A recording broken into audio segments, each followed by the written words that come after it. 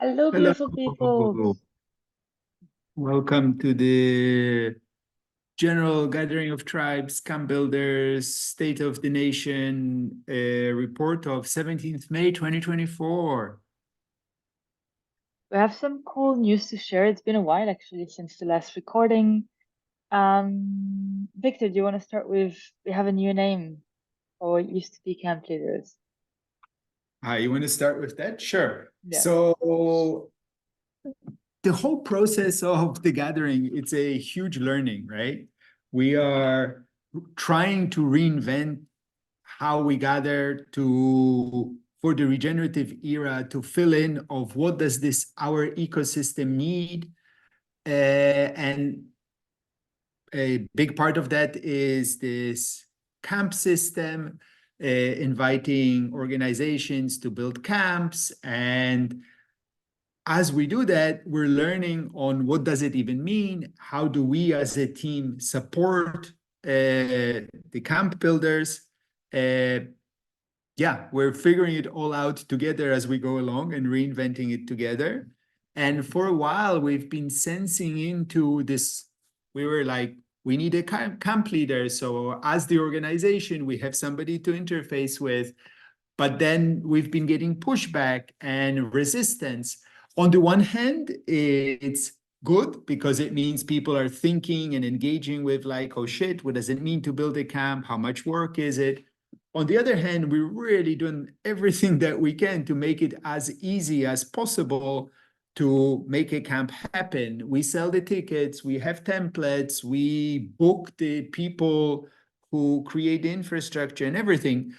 And yet still people have felt that it's so much work. So I was talking with a friend up north, Matthias, and he was telling me a lot about a regular spring event that he's organized, and how much of a difference it was between the people who said they would contribute and then didn't contribute, and then other people came, just rolled up their sleeves and helped make the event happen.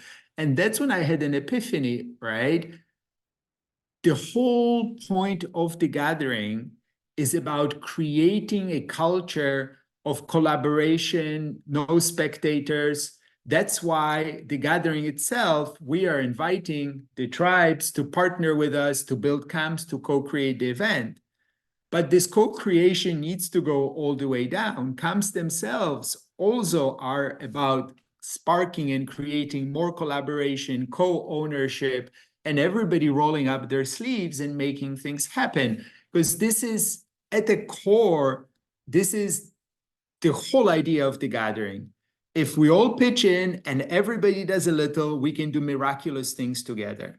And same thing with building a camp. If everybody contributes a little bit, then the role of the making the camp becomes much easier, and a joyous exercise in collaboration and doing things together, which is fun. So the idea that came out of this is, instead of calling them camp leaders or camp facilitators or something like this, we would like to call them.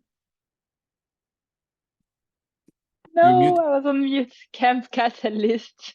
The effects was Yeah, maybe Camp a Catalyst. few thoughts to that, because you've also been part of these conversations where people have been felt challenged about the idea of making a camp.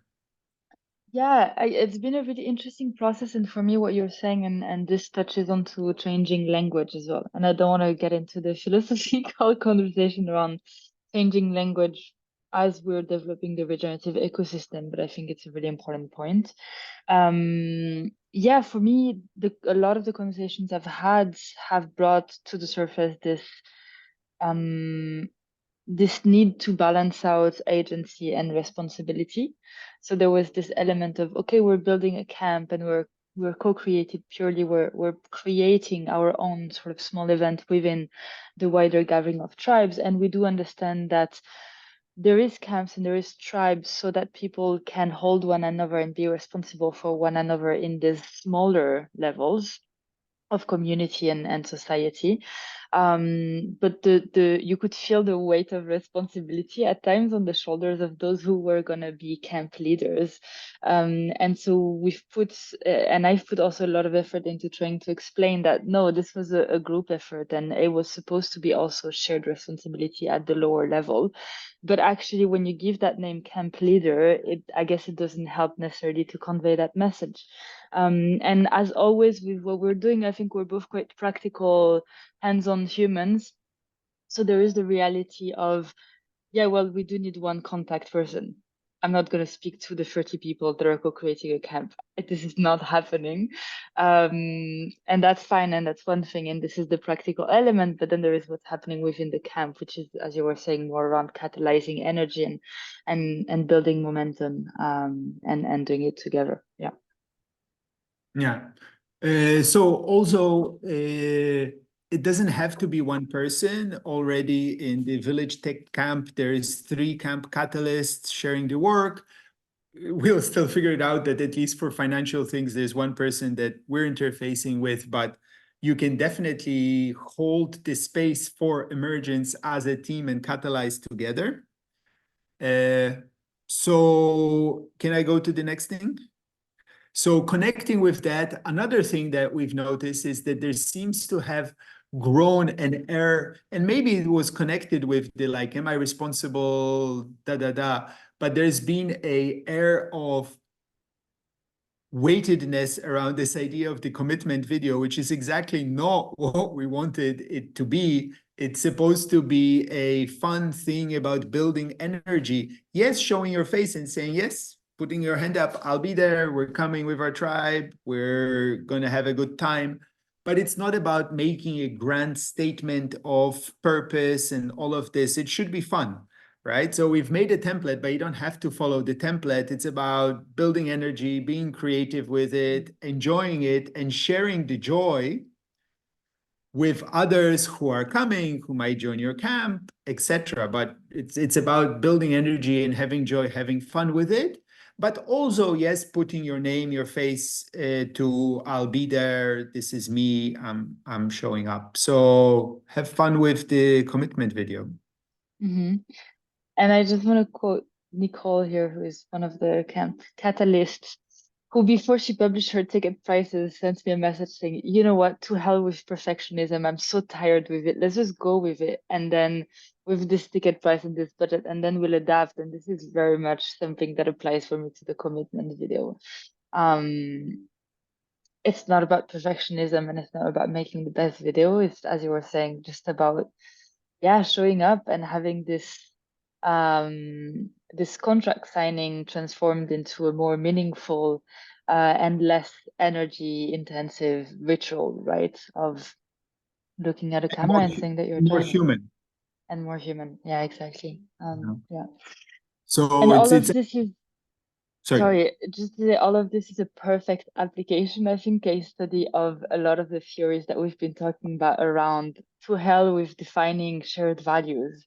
It doesn't work. It doesn't work in organizations. It doesn't work in communities. It doesn't work. So sure, we can have a general direction and then let's just get stuff done together. And this is the best thing that we can do to come together as humans and to build this middle part.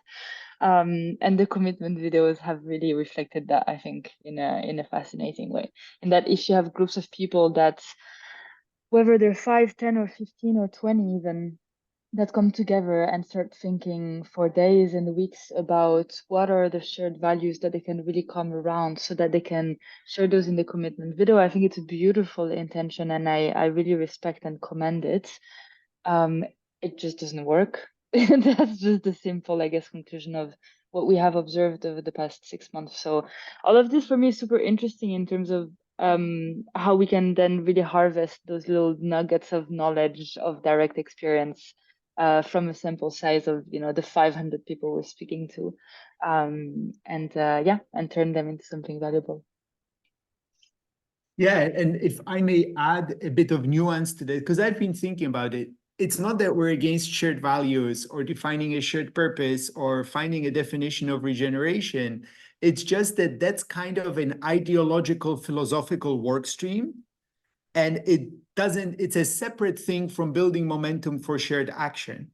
it can be helpful, but let's leave the philosophy to the philosophers, and let's not get stuck on the philosophers not being done with their work, preventing us from creating action moving forward. And that's the whole point of the gathering, is to create momentum for, let's just do small things, but let's start doing more things together. And that's what will build the ecosystem, as the philosophers in parallel work out, you know, how many angels can fit on the head of a pin. Yeah, thank you. How many angels can fit on the head of a regenerative pin? Yeah, everything I said, thanks for this. Super contextual to this. We are trying to get to that point, right? Yeah. Yeah, and then maybe just for the closing, I wanted to share, I am so excited. I've had amazing, like over 150 conversations over the past 6 months. And it's amazing the energy that's building in the ecosystem. And I have to say, I've felt, of course, the fundamental validation is in everybody who's coming, who will participate, who's building a camp. But I've also had a lot of other validation, talking to people who've been in the sustainability consciousness of the planet and that space for decades, 20, 30 people who've been doing this work for 40 years, who hear about what we're doing and they're like, wow, this is interesting, this is meaningful. Also people who've been doing that work and mapping the ecosystem, who say, yes, there is energy building, a new time is coming, and we need these kinds of gatherings, and we need to come together and move things forward. So it's super exciting. Feels like there is so much energy that's building, but we need to focalize it and turn it into joint action. Yeah. What else did I want to add? Just quickly, we're recording and releasing a few podcasts in the coming weeks. So we will share those on the platforms. If you hear about anyone who wants to spread the word and carry the message forward, definitely reach out to us. Yeah, and 2 weeks left to register as a camp. That sounded really abstract, meaning if you know of good podcasts that would be good for us to speak on at the Gathering of Tribes, please connect and introduce us. Correct. Thank you. All right. See you in 2 weeks. Thank you.